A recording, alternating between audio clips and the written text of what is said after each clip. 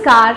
Coffee with कवि के सभी दर्शकों का मैं अंजलि सिफर हार्दिक अभिनंदन करती हूं। आज के एपिसोड में अपनी पूरी टीम दीप एक्सप्रेस न्यूज़ की तरफ से, एमडी सर तेजिंदर वालिया जी की तरफ से और हमारे आज के स्पॉन्सर आम्रपाली रिजॉर्ट के ओनर रोहित जैन जी की तरफ से आप सभी का एक बार हार्दिक स्वागत है।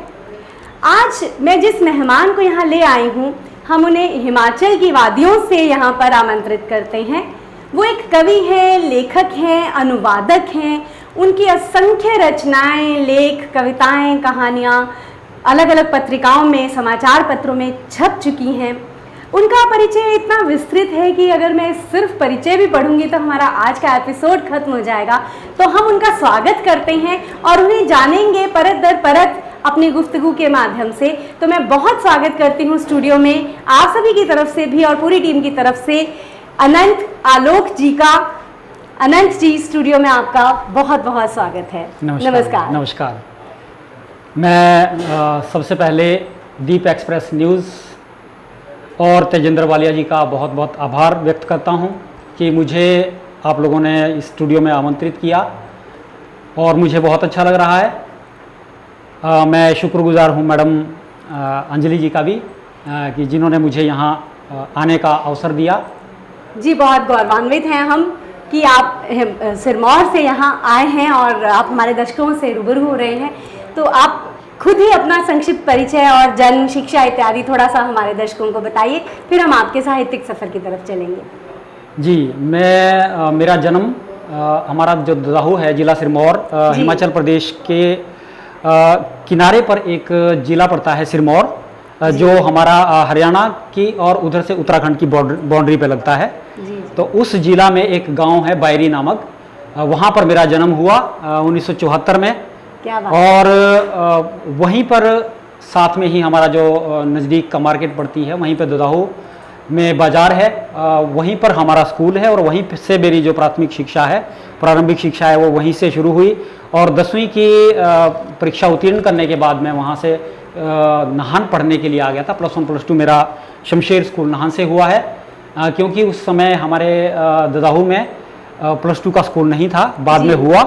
तो मेरी जो आगे की पढ़ाई है वो नाहन से हुई और उसके बाद मैं LLB करने के लिए चला गया था राजस्थान। वहाँ से मैंने लॉ किया 2003 में और साथ साथ ही मेरी जॉब भी लग गई थी, साथ साथ फिर मैं जॉब पे चला गया। क्या बात। तो एक प्रश्न मैं हर एक अपने मेहमान से बहुत पूछने की उत्सुक मैं खुद भी रहती हूँ कि साहित्यिक सफ़र कैसे शुरू हुआ, कब पहली रचना कौन सी उम्र में लिखी, और अगर वो रचना भी आपके पास हो तो सोने पे सुहागा। तो कृपया बताएं कि कैसे शुरुआत हुई और कब आपने पहली बार लिखा। जी, मेरी जो सबसे पहली रचना है वो एक पुल, हमारा जो नदी के ऊपर पुल बना हुआ है, रेणुका के साथ लगता है, जो रेणुका और नाहन 2 कॉन्स्टिट्यूंसीज को जोड़ता है। जी। अब वो रेणुका में ही आ गया, लेकिन पहले वो रेणुका और नाहन अलग अलग कॉन्स्टिट्यूंसीज थी। पाली तरफ का एरिया रेणुका में आता था और इधर का एरिया नाहन में आता था। तो उसको जोड़ने वाला जो पुल था, गिरी पुल के नाम से उसको जाना जाता है हमारे वहाँ, गिरी नदी पे बना हुआ है, क्योंकि तो वो पुल के बारे में वो पहले उसका विकास कैसे हुआ, कैसे पहले था, उसके बारे में माँ से जैसे सुना था, उसी को एक कविता में ढालने का प्रयास किया। और ये उस समय की बात है जब मैं 8वीं कक्षा में पढ़ता था। 8वीं कक्षा में क्या? तो मैं जैसा आपको बता दूं कि शुरू में हमारे जो अध्यापक थे पंडित हेमचंद शर्मा जी, वो जब कविताएं सुनाते थे या हमें पढ़ाते थे तो वो गाकर पढ़ाते थे। शायद उसका ही कहीं असर था कि वो पुल के ऊपर कविता मेरी पहली बनी। क्या बात। और वो जो कविता थी वो इस तरह से हुई, मैं आपको एक कविता ही सुना देता हूँ। वही कविता मेरी जो पहली कविता है कि मैं पुल हूँ, मैं पुल हूँ, मैं पुल हूँ, मैं पुल हूँ, यात्रियों का मूल हूँ। पहले पहल लकड़ी का होता था, पहले पहल लकड़ी का होता था, जो भी उसके ऊपर चलता जा नदी में रोता था। उसके बाद बना एक झूला, उसके बाद बना एक झूला, जो भी उसमें बैठ जाता गिरता नदी में जाके जैसे घी में रसगुल्ला।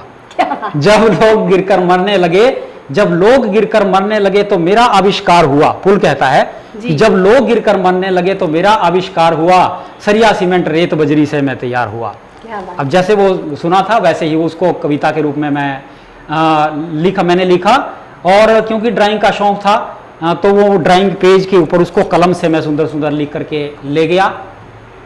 क्लास में अपनी ड्राइंग फाइल में रखा हुआ था और बच्चे मेरी ड्राइंग की वजह से फाइल देखते थे हर रोज। जो मेरे जो सहपाठी थे वो देखा करते थे। उन्होंने देखा तो उन्हें लगा कि ये कुछ अलग सी चीज़ आई है, क्योंकि ड्राइंग तो मैं डेली बना के लाता ही था, लेकिन वो एक अलग चीज़ थी उनके लिए। तो उन्होंने जब उसको देखा तो वो बड़े खुश हुए और उन्होंने उठा करके वो फाइल मैडम के सामने रख दी। मैडम होते थे रेणु मैडम जी, वो अभी प्रिंसिपल रिटायर हुए हैं। तो उन्होंने जब वो कविता देखी तो वो बड़े खुश हुए और उन्होंने पूछा कि क्या ये आपने खुद लिखी है जी? तो मैंने कहा कि हाँ जी मैंने खुद लिखी है। और मैडम वो मेरी फाइल उठा करके ले गए ऑफिस में। वहाँ पर 20-22 टीचर होते थे और पहले के टीचर आपको पता ही है कि कितने डर लगता था पहले। अब तो बच्चे डरते नहीं ना टीचर से। तो मैडम ने कहा कि आपको यहाँ आकर के ये कविता आपको प्रेयर में सुनानी पड़ेगी। तो मुझे वहाँ पर तो मैं चला गया, लेकिन प्रेयर में सुनाने के लिए मैंने मना कर दिया। मैं नहीं सुना पाऊंगा क्योंकि उस टाइम 8वीं क्लास में था, थोड़ा सा घबराहट भी थी शायद, और 300-400 बच्चे होते थे, 20-22 टीचर्स थे। तो शायद ये थोड़ा सा एक गैप था कि मैं वो सुना नहीं पाया। लेकिन एक मन में एक बात रही कि अगर मैडम ने ऐसा कहा है तो जरूर कोई अच्छी बात है। तो मैं क्या उस कविता को मैं जरूर कभी सुनाऊंगा। और बाद में फिर 1 साल के बाद एक फंक्शन हुआ हॉल में, बड़ा जो हमारा हॉल था, वहाँ पर मैंने वही कविता सुनाई। तो मुझे याद नहीं है कि मैंने देख के वो कविता सुनाई, लेकिन मुझे ये याद नहीं है कि मैंने क्या कहा। वो मतलब मेरे ऊपर इतना प्रेशर था एक, लेकिन मन से था कि भी सुनानी है। तो वो कविता जब मैंने सुनाई तो बाद में बच्चों ने कहा कि आपने बहुत अच्छा सुनाया। टीचर ने भी, सभी ने बहुत प्रशंसा की। फिर एक मन में ये रहा कि भाई और सुनाऊंगा। तो बाद में जब हम 9th क्लास में चले गए तो 10वीं को जो पार्टी देते थे, फेयरवेल पार्टी देते थे, तो उसमें वो एक नई कविता मैंने न्यू ईयर पे बनाई। एक कविता, आया है नववर्ष साथियों, आया है नववर्ष, नई खुशियां नई उमंगें लाया है नववर्ष, आज ही है इस क्षेत्र में कल कहीं आगे बढ़ेगा, मोल करो लेने वालों वरना बड़ी दूर जाना पड़ेगा। इस तरह से एक बड़ी लंबी कविता थी ये, 9वीं कक्षा के बच्चे के लिए वाकई बहुत अच्छी पंक्तियां हैं। हाँ जी, शुक्रिया। तो वो कविता जब मैंने वहाँ पे सुनाई, मैं उसका संचालन भी कर रहा था उस प्रोग्राम का, क्योंकि फेयरवेल पार्टी दे रहे थे तो हम लोग कर रहे थे 9th वाले। बिल्कुल बिल्कुल। तो वो मुझे उससे इतनी प्रेरणा मिली कि मैं उसको आराम से पढ़ भी पाया और खुशी खुशी से हमारे जो हेडमास्टर होते थे उस टाइम के DR अत्री जी, तो उन्होंने मुझे अपना पेन, एक गिफ्ट में मुझे पेन भेंट किया। तो वो मेरे लिए एक बड़ी उस टाइम का जो प्रशंसा थी शायद, जिसकी वजह से मैं आगे इस सफर को आगे जारी रख पाया। वाकई भेंट तो, और कलम की भेंट आपने देखा होगा पिछले एपिसोड में हमारा कलम विषय था। तो यूं ही तो पुराने शिक्षकों को, आज के शिक्षक भी वैसे, शिक्षकों को कुम्हार हम तभी कहते हैं क्योंकि वो एक अनगढ़ मिट्टी को पहचान लेते हैं और उसे एक आकार देते हैं। वाकई बहुत ही खूबसूरत शुरुआत रही आपके साहित्यिक सफ़र की। तो आज आप इतनी सारी विधाओं में अनंत जी लिखते हैं कि हम इन्हें हरफन मौला कलाकार कहें तो अतिशयोक्ति नहीं होगी। तो इतनी सारी विधाओं में आज आपकी रचनाएं हैं, असंख्य रचनाएं छप चुकी हैं और हाल ही में रेडियो पर भी आपका एक धारावाहिक उपन्यास आया है। तो आगे कैसे बढ़ा ये साहित्यिक सफ़र? 8वीं 9वीं से शुरू हुआ साहित्यिक सफ़र, हाँ जी, आगे कैसे, क्या क्या मोड़ आगे आए? जी, मैं जैसे जब वहाँ से नाहन आ गया, जैसे मैंने आपको बताया कि +1 +2 मेरा नाहन से हुआ, कॉमर्स साइड से मैं पढ़ा हूँ। ये एक अजीब संयोग है कि एक कॉमर्स का विद्यार्थी होकर के और साहित्य की तरफ आ गया हूँ। तो पता नहीं नेचुरल कुछ है, जबकि मेरी कोई भी बैकग्राउंड साहित्य की नहीं है जी। साहित्य की छोड़ो, आप ये देखिए कि मेरे जो पिताजी हैं वो स्कूल में कभी गए ही नहीं। पापा स्कूल में नहीं गए, हालांकि उन्होंने जॉब की है और अच्छी पोस्ट से रिटायर हुए, फोरमैन रिटायर हुए वो बिजली बोर्ड से, लेकिन वो कभी पाठशाला नहीं गए थे, मम्मी भी नहीं गए। तो मैं जो पढ़ता था वो खुद ही पढ़ता था। तो आप जानते ही समझ ही गए कि मेरा कोई ऐसा साहित्य का सफ़र, मतलब पिछली बैकग्राउंड नहीं थी। लेकिन जैसे ही मैं जब नाहन में आया तो वहाँ पर आकर के मुझे एक अखबार मिला, हिमवंती, हमारे पोंटा से ही वो अखबार आता था। और उस अखबार में एक उसके लिए विज्ञापन निकला कि पत्रकार चाहिए दाऊ से। जी तो मैं क्योंकि पढ़ रहा था, मैं तब तक कॉलेज में चला गया था, तो मैं पढ़ते पढ़ते उसमें रिपोर्टिंग करने लगा वहीं से।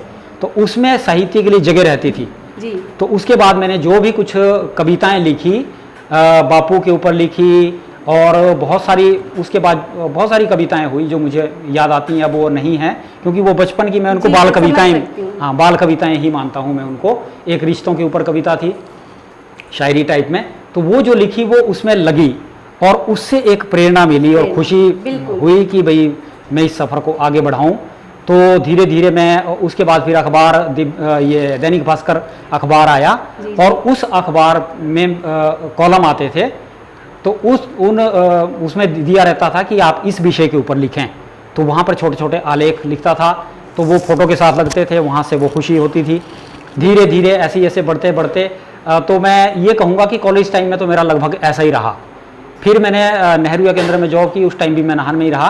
तो दिव्य हिमाचल आया, उसके लिए भी मैंने रिपोर्टिंग भी की शुरू में और उसके बाद उसमें जो प्रतिबिंब एक पेज अभी तक आता है उसमें, जी तो उस प्रतिबिंब के लिए मैंने नियमित रूप से लिखा। क्या बात। उसमें कविताएं लिखी, उसमें जो फिर उसके बाद दोहे की तरफ गया तो वो लिखा, आलेख लिखे, इस तरह से लघु कथाएं लिखी।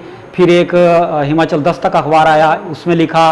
फिर धीरे धीरे फिर पत्रिकाओं से पहचान हुई, और जैसे जैसे पत्रिकाओं से अब पहचान मेरे हुई ख्याल तो से लगभग हर प्रतिष्ठित पत्रिका में आपकी हाँ जी, जी। रचनाएं स्थान पा चुकी जी, हैं। बस ये- कोई उस दौर की रचना आपके पास है? बस उसके बाद मेरा जो मैं जब शुरू में पत्रिकाओं में लगा, जी तो उस टाइम की मुझे एक ये गज़ल याद आती है। क्या कहेंगे? शुरू में जब इरशाद। एक छोटी बहर की गज़ल है, जी सागर।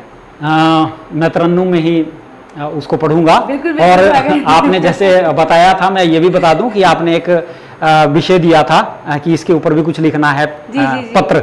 जी तो पर इसमें खत आएगा पत्र का ही। लेकिन आपको वहां पर अलग से सुनानी होगी। जी, जी। वहां अलग सुनानी होगी। जी तो वो मैं सुनाता हूँ आपको। इरशाद। गज़ल है कि तुम्हें खत लिख रहा हूँ, तुम्हें खत लिख रहा हूँ, तुम्हें खत लिख रहा हूँ, लगी लत लिख क्या रहा बात है? हूँ। शुक्रिया। लगी लत लिख बहुत रहा खूब, बहुत हूँ, खूब। दीवारें वालिदा को, वालिदा होती है माँ, जी। दीवारें वालिदा को, दीवारें वालिदा को, पिता छत क्या लिख कहते हैं, रहा क्या कहते हैं। हूँ। बहुत ही खूबसूरत बहुत शेर, शुक्रिया जी। बहुत खूबसूरत। पिता छत लिख रहा हूँ। और ये शेर देखें कि बड़ों से झुक के मिलना, वाह। बड़ों से झुक के मिलना, बड़ों से झुक के मिलना, लियाकत लिख क्या? रहा हूँ, बहुत सुंदर। लियाकत लिख रहा हूँ। और एक इसमें समकालीन शेर हुआ था कि इसमें जो समकालीन शेर हुआ था उस टाइम हमारे देश में एक वो चली हुई थी कि भाई हमारी जो महंगाई है वो बढ़ रही थी। जी तो उस महंगाई के ऊपर ये शेर हुआ कि बढ़े जो दाम रोटी, बढ़े जो दाम रोटी, बढ़े जो दाम रोटी, कसालत लिख रहा क्या हूँ। बात है।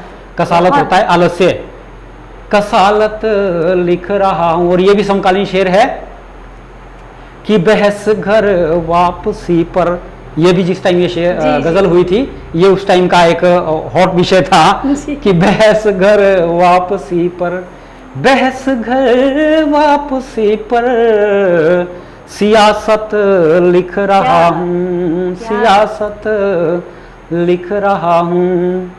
तो क्या ये कहें, क्या कहें? उस टाइम की गजल है जो पत्रिका में छपी थी शुरू में। बहुत ही प्यारी गजल और बहुत ही प्यारा आपका तरन्नुम। जी शुक्रिया। बहुत मज़ा आया गज़ल सुनकर। बहुत बहुत शुक्रिया। खूबसूरत गज़ल। और गज़ल से अब मैं आपको एकदम ले चलती हूँ बाल साहित्य की तरफ। जी, कि जी। मैं आपके परिचय में पढ़ रही थी कि आप बाल साहित्य से बहुत ज़्यादा जुड़ाव है आपका। बाल कविताएं, बाल कहानियाँ जी, जी। आपकी बाल पत्रिकाओं में छपती रहती हैं। बाल हंस जैसी पत्रिका में भी, बाल भास्कर में, सब में आपकी छपती रहती हाँ हैं। जी। तो बाल साहित्य की तरफ रुझान शुरुआत से था या किस तरह हुआ, और एक आपकी बाल रचना हमारे बाल दर्शकों के लिए भी ज़रूर सुनाइएगा।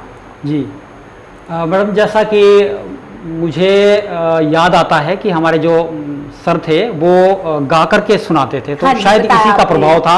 बिल्कुल और सही। मुझे ऐसा लगता है कि मेरी जो पुल के ऊपर कविता है वो पहली बाल रचना है शायद, जी बिल्कुल। मुझे ऐसा लगता है बाल कविताओं में अगर मैं कहूँ जी। तो। फिर उसके बाद मैंने बाल कविताएं इतनी ज़्यादा नहीं लिखी, हालांकि मैं 2000 में एजुकेशन डिपार्टमेंट में आ गया था, जी। मैं टीचर लग गया था। जी जी। तो उस समय कुछ लिखी, लेकिन वो इतनी अच्छी नहीं थी बाल कविताएं। वो छपी अकड़ बकड़ में छपती रही, विभाग, क्योंकि विभाग की पत्रिका थी। जी जी तो बिल्कुल। उसमें वो छपी, लगातार मैं बहुत दिन तक छपता रहा। लेकिन मैं जिसको मानता हूँ कि एक जो स्टैंडर्ड था और पहली कहानी थी मेरी, जी पेड़ की पुकार, वो बाल भारती हमारी जो भारत ये ह्यूमन रिसोर्स डेवलपमेंट जो आता है, मानव संसाधन विकास मंत्रालय, जी। इनकी एक पत्रिका है बाल भारती। तो वहाँ से उसमें मेरी पहली जो कहानी है वो छपी, पेड़ की पुकार। वो 2-2.5 पेज की कहानी है, और उसका मुझे सबसे पहले जब उसका चेक आया, पहले तो वो छपना एक खुशी एक देता खुशी था। थी, बिल्कुल, और फिर और आप हैरान होंगे कि वो पूरी की पूरी कहानी मैंने शाम को बाहर टहलते हुए लिखी थी। लिखी नहीं थी, सोची थी। और मैं अंदर आया और उसको लिख दिया, और उसका सेकंड ड्राफ्ट भी नहीं किया। क्या बात। वो एज इट इज भेज दी, और वो बाल भारती में लगी, और एज इट इज लगी। और उसके बाद उसका 450 रुपए का चेक आया उस टाइम, सन 2004 की बात है ये। तो वो बड़ी प्रोत्साहन का विषय रहता है, अमाउंट कुछ भी हो, और लेकिन एक जी। फिर भी आपको मुझे अपने लेखन के लिए अगर एक इस तरह से स्वीकारोक्ति मिलती है तो बहुत अच्छा लगता है। तो मुझे बड़ी खुशी हुई थी उस टाइम। और उसके बाद मैंने कंटिन्यू फिर तो बाल हंस और जी जितनी भी बाल किलकारी, जितनी भी बाल पत्रिकाएं आती है लगभग, हाँ जी, सब में ही बाल रचनाएं हमारी लगती रही हैं। और फिर कहानियां मैंने बहुत लिखी, अभी लिख ही रहा हूँ, लग रही हैं। मुझे एक कविता, बाल कविता मैं आपको सुना देता हूँ, जो मैं बच्चों के साथ भी शेयर करता हूँ और बच्चों को याद भी है। अच्छा। उससे पहले उस बाल कविता से पहले मैं आपको एक मुक्तक, बाल मुक्तक सुनाना चाहता हूँ। ये भी बच्चों को की डिमांड रहती है जब भी कोई कार्यक्रम होता है स्कूल में, तो नेचुरल है कि मुझे भी मौका दिया जाता है। तो उस समय बच्चे डिमांड करते हैं इसकी। क्या बात है। तो ये मुक्तक है कि कभी भिंडी, कभी कद्दू, कभी आलू बुलाते हैं। क्या बात है।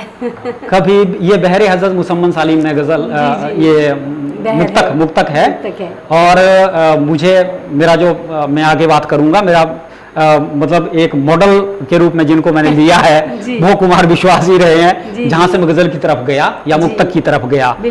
तो ये उन्हीं के तरन्नुम पे ये कोशिश की थी, और ये पूरी बहर में है कि कभी भिंडी, कभी कद्दू, कभी आलू बुलाते हैं, कभी बिल्ली, कभी बंदर, कभी भालू बुलाते हैं। न जाने क्या समझते हैं मुझे मेरे ये सहपाठी, गुरुजी आप ही केवल मुझे शालू बुलाते हैं। गुरुजी मेरे ख्याल से हर बच्चा अपने आप को कहीं ना कहीं इससे रिलेट कर पाएगा जी। हो सकता है आलू की जगह किसी को कोई कचालू बुला देता हो, लेकिन जरूर रिलेट, नाम जरूर बच्चों के रखे जाते हैं। और बाकी मुझे ऐसा भी लगता है कि शायद इससे 2-4 नाम सब्जियों के और याद भी हो जाएंगे, जानवरों के नाम भी बच्चों को याद हो जाएंगे। उसके बाद मैं आपको एक बाल कविता सुनाता हूँ। ये भी बच्चों को बड़ी पसंद है, और बच्चों को सभी याद, मेरे जितने स्टूडेंट्स हैं उनको सबको याद है। ये है मंदिर में एक चूहा देखा। ये चौपाई छंद के ऊपर ये पूरी रचना है कि मंदिर में एक चूहा देखा, उसके सिर पर काली रेखा। क्या बात है। मोटे मोटे लड्डू खाता और नहीं उसको कुछ भाता, प्रभु चरणों में सोया रहता, हर सिमरन में खोया रहता। सुबह सुबह पंडित जी आए, डंडा लेकर उसे भगाए, चूं चूं करता भागा चूहा, हर सिमरन से जागा चूहा, हर सिमरन से जागा चूहा। समझ गया अब शामत आई, पूंछे उठाकर दौड़ लगाई, पर उसको ये समझ न आया, पंडित का ना था कुछ खाया।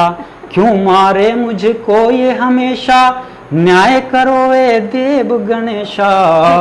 क्यों मारे मुझको बहुत ये सुंदर। हमेशा, न्याय करो ए देव गणेशा। स्वयं भी तेरा ही खाए, पेट बड़ा ये बढ़ता जाए, पेट बड़ा ये बढ़ता जाए। क्या धन्यवाद। बात है, क्या बात है। तो बहुत ही सुंदर ये बाल कविता, पेट तेरा ये बढ़ता जाए, स्वयं भी तेरा ही खाए, पेट तेरा ये बढ़ता जाए। तो बहुत ही प्यारी कविता, बाल कविता आप सबने सुनी। और इसी कविता के साथ मैं आपको छोड़कर जा रही हूँ एक बहुत ही छोटे से ब्रेक के लिए। मिलते हैं हम एक छोटे से ब्रेक के बाद।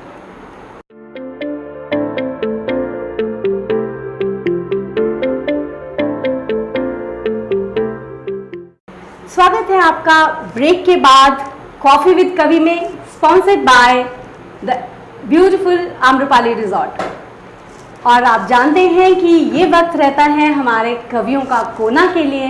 पिछली बार जो शब्द दिया गया था अभिषेक शुक्ला जी द्वारा वो था चिट्ठी।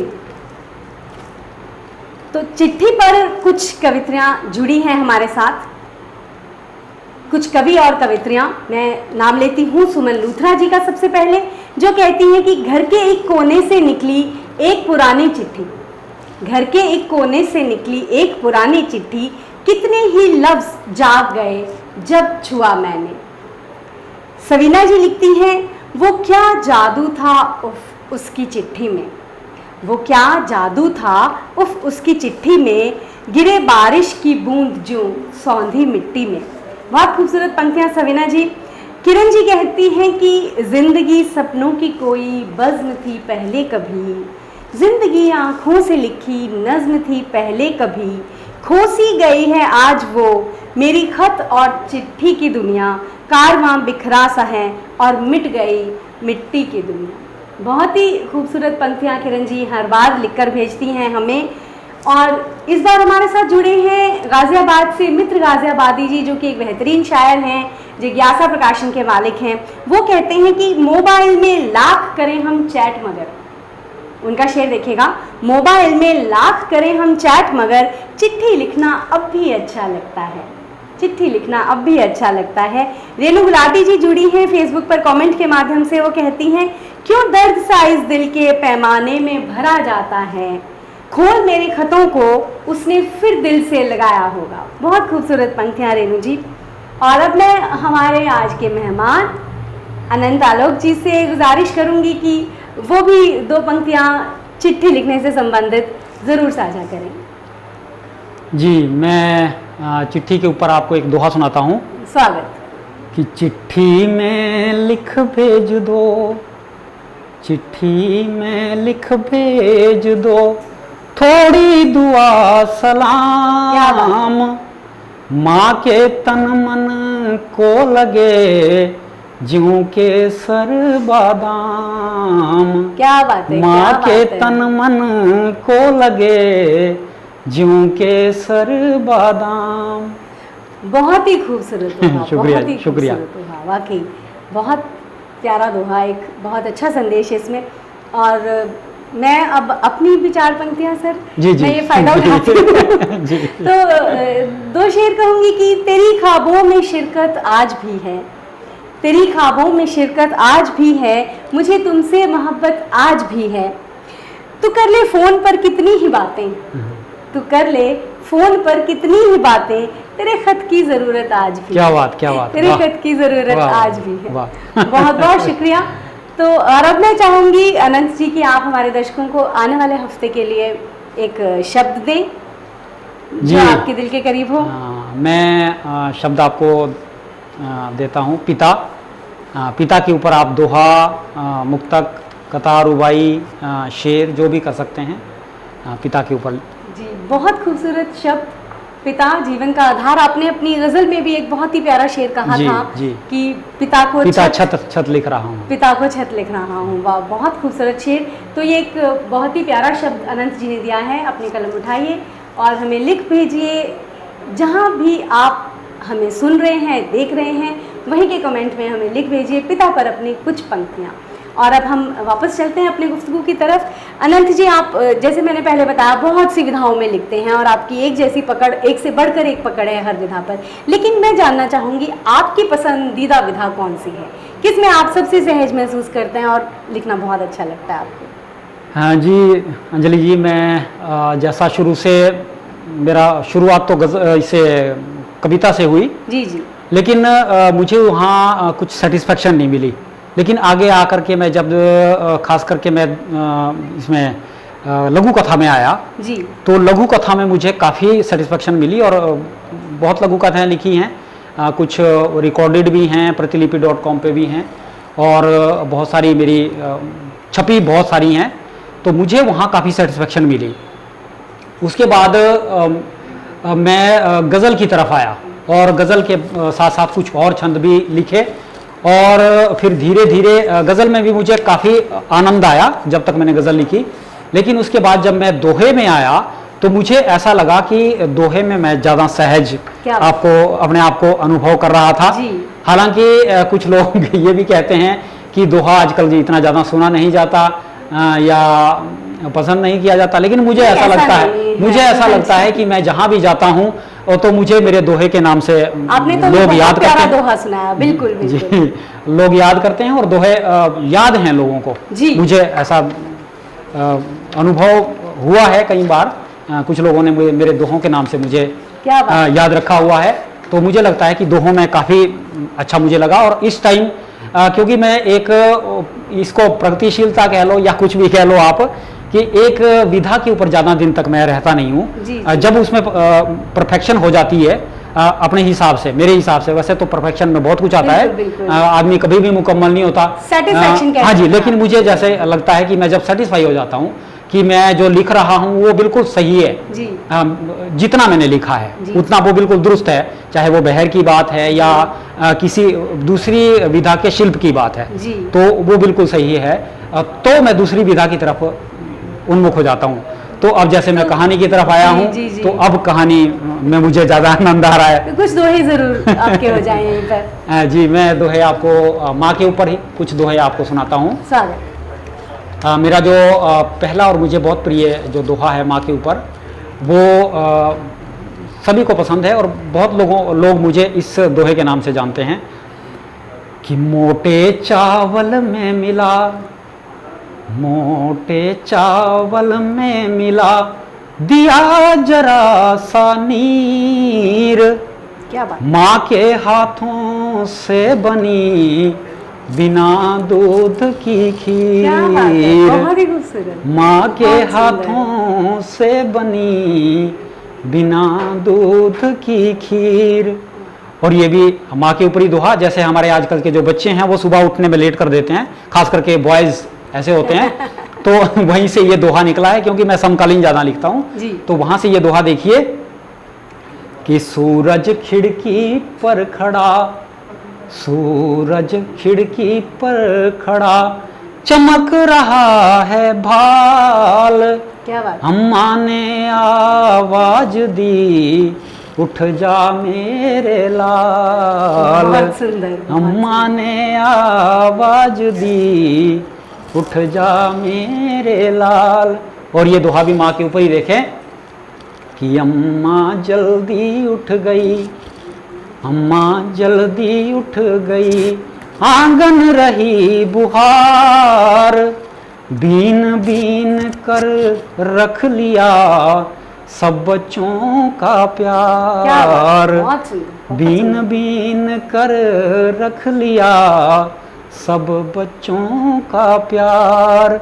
और एक समकालीन दोहा मैं आपको सुनाता हूँ। आजकल के हमारे जो बच्चे हैं, खास करके गांव में अभी भी बच्चे उसमें जंगल में जाते हैं, लेकिन आज वो बेर नहीं खाते, तो इसके ऊपर मेरा दोहा देखिए, दोहा हुआ है कि बेरी की झाड़ी कहे, बेरी की झाड़ी कहे आओ चुन लो बेर, क्या बात, ग्वाल बाल खाने लगे जर्दा और कुबेर, ग्वाल बाल खाने लगे जरदा और कुबेर, और अंतिम दोहा में आपको बिल्कुल समकालीन है ये भी जी साहब। कि कटे फटे कपड़े बने।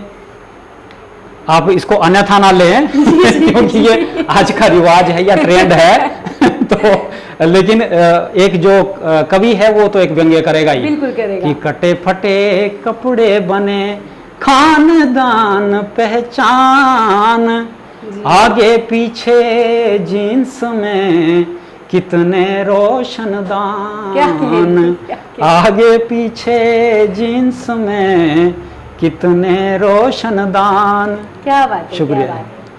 बहुत ही खूबसूरत कटाक्ष ये आपने दोहे के रूप में कहा, वाकई बहुत सुंदर। जी तो वाकई दोहा एक बहुत ही मारक विधा है, मैं कहूँगी। हाँ जी। मैं अब चलना चाहूँगी आपकी पुस्तकों की तरफ। मैं ये देख पा रही हूँ कि आपके 2 संग्रह आ चुके हैं, तलाश काव्य संग्रह आ चुका है और एक यादों रे दीवे हाइकू अनुवाद आपका प्रकाशित हुआ है। हाँ जी, हाँ जी। तो और एक गज़लों का संग्रह प्रकाशनाधीन है। जी। तो ये हाइकू अनुवाद की तरफ कैसे बढ़ना हुआ और किस तरह से आप हाइकू की तरफ गए, और अनुवाद खास तौर पर? हाँ जी, पहली तो मेरी जो पुस्तक है वो तलाश है। उसमें कविताएं हैं और कुछ क्षणिकाएं हैं और शुरुआत के मुक्तक वगैरह भी हैं, कुछ गज़लें भी हैं, लेकिन मैं उनको गज़लें मानता नहीं हूँ क्योंकि वो बहर में नहीं है। बहर में नहीं है, बिल्कुल, बिल्कुल। उस टाइम पता नहीं था कि बहर भी कोई चीज़ होती है। तो वो एक बचपन से जो लिखी हुई कविताएं हैं वो एज इट इज़ उसके अंदर रख दी गई हैं और वो आजमी प्रकाशन पोंटा से उन्होंने की कृपा से वो छप गई थी। तो मैं उसको इतना ज़्यादा वेटेज नहीं देता, लेकिन जो मेरा जो हाइकू का अनुवाद है वो डॉक्टर मिथिलेश दीक्षित जी हैं, लखनऊ से विभागाध्यक्ष रिटायर हुई हैं वो, उसी ये क्या नाम लखनऊ यूनिवर्सिटी से हिंदी की। वो हाइकूकार हैं, बहुत बड़ी हाइकूकार हैं देश की। तो वो एक पत्रिका भी निकालती थी, हाइकू की एक छोटी सी पत्रिका निकालते थे वो, हाइकू लोक करके। तो वो पत्रिका मेरे पास आई और मुझे कुछ पत्रिकाएं जैसे आती थी तो उनमें विशेषांक निकलते थे। जी जी। तो उसमें ही 2-3 विशेषांक हाइकू के भी निकले। तो मुझे थोड़ा सा शौक हुआ कि मैं हाइकू लिख रहा था, तो उसमें विशेषांकों में भेजे और 20-20, 25-25 हाइकू लिख के भेजे। तो वो उसमें लगे, 2-3 विशेषांकों में लगे। तो उसमें मैडम ने संपादन किया था एक हाइकू विशेषांक का, तो उनको मेरे हाइकू बड़े पसंद आए।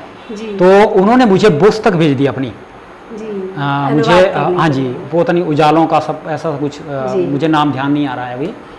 वो किताब काफ़ी मोटी किताब है, तो उन्होंने वो भेजी मुझे। उसमें कुछ हाइकू हैं, कुछ तांका भी हैं। तो वो उन्होंने भेजी, तो मुझे उसमें से कुछ हाइकू उनके अच्छे लगे। तो उससे पहले जो हाइकू की उनकी पुस्तक निकलती थी उन्होंने सिरमौरी भाषा के लिए स्थान रखा उसमें। तो उसमें मेरे 2-3 हाइकू लगे। कोई उनका अनुवाद किया? जी, मैं हाँ, अपने दर्शकों को बताना चाहूंगी कि हाइकू एक जापानी विधा है। वैसे तो जहाँ तक मेरी जानकारी है मूलतः है ये भारतीय विधा है, लेकिन हम भारतीयों को कुछ ज़्यादा पसंद आती हैं इम्पोर्टेड चीज़ें, चाहे वो हमारे यहाँ से बाहर जाकर फिर वापस आए, चाहे वो योग हो या हाइकू हो। तो अब जो हाइकू नाम है वो जापानी विधा के ही नाम है। तो ये 3 पंक्तियों में सिर्फ कहा गया एक वार्णिक छंद है, जहाँ पहली पंक्ति में 5 वर्ण, दूसरी पंक्ति में 7 वर्ण और तीसरी पंक्ति में भी 5 वर्ण रहते हैं। तो बहुत छोटी सी विधा में एक मारक बात कहने का नाम है हाइकू। तो एक हाइकू आपका हो जाए जो अनुवादित है। जी मैडम, मेरा एक, मैं हिंदी में आपको एक हाइकू पहले सुनाता हूँ जी।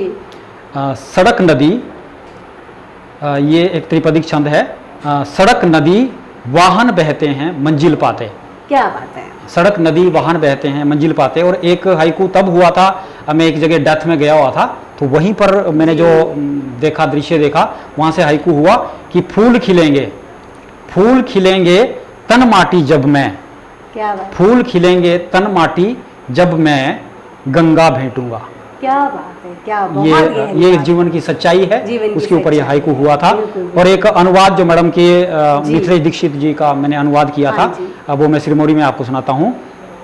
यादोरी पंखो, मतलब याद के पंख, यादोरी पंखो ऊंची गोणी उबी, मतलब आकाश में ऊपर। सासोराफंद, सासोराफंद मतलब जो सांस है उसको रोक देता है, वो फंद की तरह है, जैसे फंद पड़ जाता है गले में। बहुत ही खूबसूरत। यादें जो है ना हमें जाने नहीं देती। वाकई वाकई बहुत ही खूबसूरत है। और अब मैं आना चाहूंगी एक आपके बहुत ही चर्चित, जो हाल ही में बहुत ही चर्चित हुआ, एक धारावाहिक उपन्यास इसे कह सकते हैं, और इसका बहुत ही रोमांचक सफर रहा जहां तक मुझे पता है, मिस 420। एक तो इसका नाम ही बहुत ही मजेदार सा है, मिस 420। और फिर मैंने जैसा पढ़ा आपके बारे में 2-3 माध्यम से कि एक पहले आपने सिर्फ एक कहानी लिखी थी, उसके बाद ये धीरे एक 80 से अधिक एपिसोड का ये एक धारावाहिक उपन्यास बन गया। तो ये जरूर हमारे दर्शकों के साथ साझा कीजिए कि ये सफर कैसा रहा। जी, मैं बताना चाहूँगा कि लॉकडाउन में जैसे थोड़ा सा ध्यान मेरा कहानी की तरफ गया, तो कोई 150 के करीब कहानियाँ पढ़ी। जितने हंस के पीछे अंक थे वो सारे पढ़े, वागर्थ के थे या परिकथा के थे, या कथाक्रम था, जो भी था वो सारा मैंने पढ़ना शुरू कर दिया। तो उसको पढ़ा और एक कहानी की तरफ पता नहीं एकदम ही कुछ लॉकडाउन 2 की बात है ये। तो थोड़ा सा रुझान, तो लॉकडाउन की दुनिया भी भूल चुके हैं। जी, तो वो थोड़ा सा मेरा ध्यान गया और मैंने 2 कहानियां लिखी। तो उसमें एक छोटी सी घटना, कुछ घटनाएं रिलेटेड थी मेरी अपनी, और मैंने जैसे वो कहानियां लिखी तो वो दोनों कहानियां एक हंस को भेज दी और एक परिकथा को भेज दी। एक कहानी मारिया थी और एक कहानी थी शीशम के पत्र। तो शीशम के पत्र जो है वो लखनऊ से कथाक्रम बहुत बड़ी पत्रिका आती है, उसके लिए सिलेक्ट हो गई। लेकिन जो मारिया थी वो वहाँ से हंस से लौट आई। जी। अब उसको कुछ और होना था शायद, इसलिए वहां से वहां से वो लौट आई। तो वो लगभग 3500 शब्दों की कहानी थी।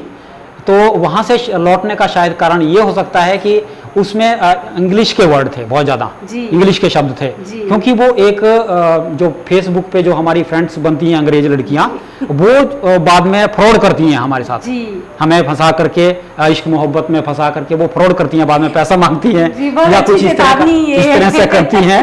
तो वो उसी पे बेस्ड थी। और वो मुझे इसमें कहने में कोई झिझक नहीं है कि वो मेरे साथ हुआ था। और मुझे तो ऐसी रिक्वेस्टें बहुत आती थी और वो मैं उनको लताड़ भी देता था। लेकिन वो लड़की यहाँ तक पहुँच गई थी कि मैं ये देखना चाह रहा था, मैं वैसे कहानी ही ढूंढ रहा था वहाँ, मैं ये देखना चाह रहा था कि ये आगे क्या कहती है। लेकिन उसने मुझसे पैसे मांगने के बजाय मेरा ही एड्रेस ले लिया कि मैं आपको गिफ्ट देना चाहती हूँ। क्या बात है। तो वहां से एकदम वो मेरी कहानी कंप्लीट हो गई थी। जहां मैंने पहुंचना था मैं पहुंच गया था कि वो किस तरह से हैकिंग सिस्टम भेजती है वहां से। अच्छा, मैंने वो इमेजिन किया, फिर उसके बाद इमेजिन किया, जबकि उसने तो वहां से लैपटॉप, फोन, मुझे लिस्ट भेजी और एयरवे बिल भेजा। आप हैरान होंगे, वो मैंने, मेरी जो कुलीग है उनको दिखाया मैंने वो एयरवे बिल, वो उन्होंने भेजा कि मैंने गिफ्ट भेज दिया है। अच्छा। तो अब उन्होंने क्या कहा कि आपको सिर्फ कुछ नहीं देना, आपने सिर्फ आपको वहां पे इसकी कस्टम ड्यूटी देनी है। अच्छा। तो मैं समझ गया कि इनका क्या मतलब है, तो मैंने उसके लिए मना कर दिया, रिफ्यूज कर दिया कि मैं नहीं दूंगा। उसी दिन से मैंने उसको कट भी कर दिया, डिलीट भी कर दिया, फोन नंबर, व्हाट्सएप सब कुछ खत्म कर दिया, क्योंकि मेरी कहानी बन गई थी लगभग। उसी को मैंने तो अब वो क्योंकि अंग्रेज लड़की के साथ थी तो नेचुरल है उसमें इंग्लिश के ही वर्ड आएंगे। चैटिंग की थी वो, तो इंग्लिश ही आएगी। तो इस वजह से शायद हंस से लौट आई। लेकिन उसी दौरान एक प्रतियोगिता निकली, पूरे देश भर की प्रतियोगिता थी पॉकेट एफएम की, जिसे आप भी ने भी देखा था। मैंने देखा था जी। तो उसमें ये था कि 20,000 शब्दों की कहानी हमें सबमिट करनी थी, और वही पढ़कर मैंने अपने हाथ खींच लिया। जी, तो 20,000 शब्दों का था, बहुत बड़ा, बड़ी हिम्मत करने वाली बात थी, क्योंकि मैं ऐसा आदमी हूँ कि जिसने कभी कविता का भी सेकंड ड्राफ्ट नहीं किया। जैसी आई वैसी लिखी और भेज दी, छप गई तो ठीक है, नहीं तो कोई बात नहीं, दूसरी कविता लिखी। तो वो मैंने हिम्मत की सिर्फ 5 दिन पहले, और 5 दिन में वो 20,000 शब्द, उसी मारिया के 20,000 शब्दों की कहानी बना लिया उसको। क्या बात। उसको आगे किया और 20,000 शब्दों की कहानी वो मैंने सबमिट की। और मेरा सौभाग्य कि वो सेलेक्ट हो गई। मुझे 4-5 फोन आए वहाँ से, पॉकेट एफएम से, और उन्होंने कहा कि आपकी कहानी बहुत अच्छी है और हमने सेलेक्ट कर ली है, लेकिन आप इसको कंटिन्यू करना पड़ेगा आपको, और ये लगभग 1.5 लाख शब्दों तक की कहानी जाएगी। तो आप अगर कर सकते हैं तो हम आपके साथ कॉन्ट्रैक्ट करेंगे और आपको पेड कॉन्ट्रैक्ट मिलेगा, पैसा मिलेगा आपको इसका। तो शायद वो कुछ ऊपर वाले की कृपा, हंस से वापस आई थी, इसीलिए उसको लंबी उड़ान जी, थी, उसको शाहीन की उड़ान लेनी थी। जी, शायद ऐसे ही था। तो वो मैंने सबमिट जैसे की, वो सिलेक्ट हो गई और उसके बाद 9 एपिसोड उसके रहे महीने भर। जी। उन्होंने अपलोड कर दिया महेश शर्मा की आवाज़ में, RJ Mahesh Sharma radio jockey, उन्होंने उसको टेल किया है स्टोरी को, और वो पॉकेट एफएम के ऊपर अपलोड हुए 9 एपिसोड और महीने भर वो चलते रहे। महीने भर की उनकी पूरी उसकी वो देखने के बाद कि वो कितनी पसंद की गई लोगों द्वारा, उसके बाद उन्होंने उस कहानी को फाइनल में सेलेक्ट किया और फिर मुझे कॉन्ट्रैक्ट दिया उन्होंने, पेड कॉन्ट्रैक्ट हुआ हमारा। और उसके बाद वो 1 महीने का कॉन्ट्रैक्ट था। 1 महीने में मुझे 1.5 लाख के करीब शब्द लिखने थे, जो कि मैंने 80 एपिसोड में 1200 से 1800 का एक शब्दों का एक एपिसोड था, और वो 80 एपिसोड हुए उसके, और वो ये 1.25 लाख के करीब शब्द इसके हो गए हैं।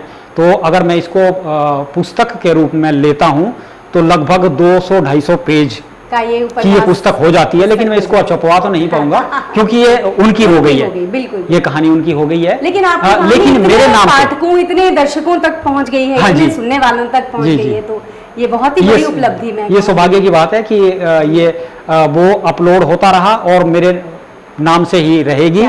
उसको कोई भी सुन सकता है, मैं भेज भी सकता हूँ, बस ये है कि वो प्रॉपर्टी पॉकेट एफएम की है। बहुत ही प्रेरणास्पद रहा ये आपका सफर, वाकई बहुत प्रेरणादायक। और अब वक्त हो चला है चलने का, हालांकि हम चाहते नहीं हैं, तो मैं एक प्रश्न पूछती हूँ चलते चलते सभी से कि आप हमारे सुनने वालों से क्या कोई संदेश देना चाहेंगे। लेकिन मैं आज अपने सुनने वालों को एक बात कहना चाहती हूँ कि जो गुफ्तगू हमारी हुई आनंद आलोक जी के साथ, बीच बीच में मैंने देखा कि इनकी हर बात में कहीं ना कहीं आपको एक संदेश मिलेगा। जिस साफगोई से इन्होंने ये स्वीकार किया कि मेरी पहली पुस्तक में जो गज़लें छपी मैं उसे गज़ल नहीं कहूँगा, या और भी बहुत सी बातें जो भाषा पे इन्होंने कहीं संदेश दिया, तो आपको इनकी हर बात में कहीं ना कहीं एक संदेश मिलेगा। अगर ये अब हमारा काम है कि हम उसे पकड़ें और उसको अपने अंदर आत्मसात करें। फिर भी चलते चलते आप क्या हमारे दर्शकों से कहना चाहेंगे? जी, दर्शकों से, क्योंकि मैं मुखातिब हूँ खास करके लेखक बंधुओं से, हमारे जो युवा साथी हैं और जो पुराने लिखने वाले हैं, जो सुनने वाले और जो सुनने वाले हैं, उनके लिए भी मैं यही कहूँगा कि जो तो लेखक बंधु हैं उनके लिए एक संदेश ये है कि आप ज़्यादा से ज़्यादा पढ़ें, और जब आप पढ़ेंगे तो खुद आपके अंदर से निकलेगा। जी, जैसे आपने बताया लॉकडाउन में आपने बहुत पढ़े, हंस के पुराने सारे अंक निकाले। हाँ जी, हाँ जी, वही मैं कह रही थी कि आपकी वैसे बातों में बहुत सारे संदेश हैं, अगर हम समझने वाले हैं। जी। और जो आम श्रोता है उनके लिए भी मैं ये कहता हूं कि अगर वो चाहते हैं कि हम आज के अवसाद से बचें जी, तो पुस्तकों को जरूर पढ़ें, पुस्तकों की तरफ आएं, और जो अपने बच्चे हैं उनको भी पुस्तकों की तरफ जोड़ें। तो क्योंकि पुस्तक से शांति मिलती है मन को। बहुत सुंदर बात, बहुत सुंदर। तो मैं आपका बहुत हार्दिक आभार व्यक्त करती हूँ आनंद जी, आज आप आए। दीप एक्सप्रेस न्यूज़ की पूरी टीम की तरफ से, तेजेंद्र वालिया जी की तरफ से, हमारे आज के स्पॉन्सर आम्रपाली रिजॉर्ट के ओनर रोहित जैन जी की तरफ से, और मैं चलते चलते, जैसा कि मैंने एक नया प्रयास शुरू किया है कि एक लेखक की मैं चंद पंक्तियों के साथ अपने दर्शकों को छोड़कर जाती हूँ, तो आज मैं आपके लिए लेकर आई हूँ रविंद्रनाथ टैगोर जी की बहुत ही खूबसूरत पंक्तियाँ, जिससे आप सभी जुड़ सकेंगे। वो कहते हैं कि अगर आप आंसू इसलिए बहाते हैं कि सूर्य आपके जीवन से बाहर चला गया, आंसू हम सभी बहाते हैं कभी ना कभी, अगर आप आंसू इसलिए बहाते हैं कि सूरज आपके जीवन से बाहर चला गया है, तो आसमान के सितारों को आपके वो आंसू देखने नहीं देंगे।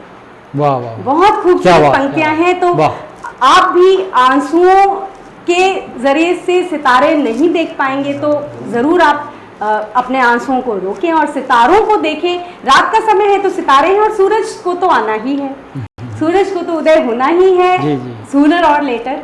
तो इन बहुत ही खूबसूरत पंक्तियों के साथ मैं आपको छोड़कर जा रही हूँ। अगले हफ्ते मुलाकात होगी एक और कवि के साथ, हम बहुत कुछ जानेंगे, सीखेंगे। एक बार फिर मैं आभार ज़रूर व्यक्त करना चाहूँगी आप सभी का भी जो जुड़े रहे, अपनी पंक्तियाँ लिख भेजिए कवियों का कोना के लिए, और अनंत आलोक जी का बहुत बहुत शुक्रिया। और मैं अब बुलाना चाहूँगी एमडी सर तेजेंद्र वालिया जी को कि वो आएँ और हमारे आज के कवि को सम्मानित करें। नमस्कार दोस्तों, आज का हमारा ये एपिसोड कॉफ़ी विद कवि जो अंजलि सिफर जी ने ये किया, आज हमारा ये 11वां एपिसोड है। अंजलि जी, बहुत खुशी की बात है कि कंटिन्यू 11वां एपिसोड आज आप दीप एक्सप्रेस न्यूज़ पे हम दिखा रहे हैं। और हमारे साथ जो कवि हैं ये हरियाणा के ही नहीं, जैसे हमने कहा था हम पूरे हिंदुस्तान को एक मोती में पिरोएंगे कवियों को, कि जहाँ जहाँ से अच्छे कवि हमारे पास संपर्क करेंगे या हमारे कांटेक्ट में हैं, हम उनको लेकर आएंगे। आज हमारे साथ आलोक जी, जो हिमाचल प्रदेश सिरमौर की धरती, जो पवित्र धरती है, जिसे हम कह देते हैं देवताओं की धरती है, और सिरमौर के पास रेणुका जी, जहाँ से आपका गांव 2-4 किलोमीटर है, और रेणुका जी परशुराम की माता जी का नाम था। भगवान परशुराम की धरती, माँ रेणुका की धरती से आप आए हो। हमें आपका स्वागत करते हुए बहुत खुशी भी महसूस हो रही है। आलोक जी, बहुत बहुत धन्यवाद सर। शुक्रिया। और हम भगवान से, उस प्रभु से, उस अकाल पुरख से यही दुआ करते हैं, जितने बढ़िया आज आपने रचनाएं सुनाई, इसी तरह आप और आगे बढ़ते रहें, और आगे बढ़ते रहें। और उस प्रभु से यही हमारा निवेदन है कि आपको दिन दुगनी रात चौगनी उन्नति करें आप। और इसी के साथ अंजलि जी, आप आगे। तो एक बार फिर मैं आलोक जी का, वालिया जी का हार्दिक आभार व्यक्त करती हूँ, और हमारे आज के कॉफ़ी विद कवि के इस एपिसोड को यहीं समाप्त करती हूँ, जिसके स्पॉन्सर थे NH1 पर एक खूबसूरत रिजॉर्ट आम्रपाली रिजॉर्ट के ऑनर रोहित जैन जी। नमस्कार। बहुत बहुत धन्यवाद।